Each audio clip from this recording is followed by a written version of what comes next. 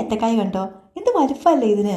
നോക്കിക്കേ, നമ്മുടെ നാട്ടിലെ വലിയ വാക്കത്തിയില്ലേ, ഏകദേശം ആ വാക്കത്തിയുടെ അത്ര വലുപ്പമുണ്ട് ഈ ഏത്തക്കായ്ക്ക്. നമ്മുടെ പറമ്പിൽ ഇപ്രാവശ്യം ഉണ്ടായതാട്ടോ. പറമ്പെന്ന് പറയുമ്പോൾ വലിയ പറമ്പൊന്നുമല്ല, വീടിൻ്റെ മൂലയിലെ കുഞ്ഞു സ്ഥലത്ത്.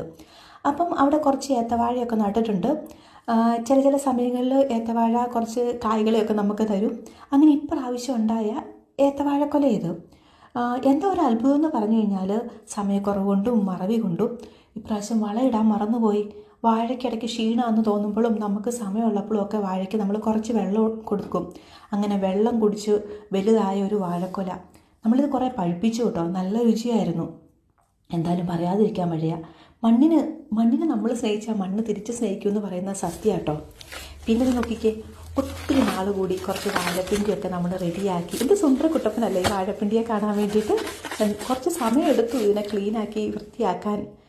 എന്നാലും നല്ല സുന്ദരക്കുട്ടപ്പന്മാരായ വാഴപ്പിണ്ടീനെ കിട്ടി. എന്നിട്ട് ഇവന്മാരെയൊക്കെ നമ്മൾ വെട്ടി ഒരുക്കി നല്ല അടിപൊളി തോരൻ വെച്ചു. കുറച്ച് വെട്ടി ഒരുക്കി ഫ്രീസറിലും വെച്ചു അടുത്ത പ്രാവശ്യം ഉണ്ടാക്കാൻ വേണ്ടിയിട്ട്.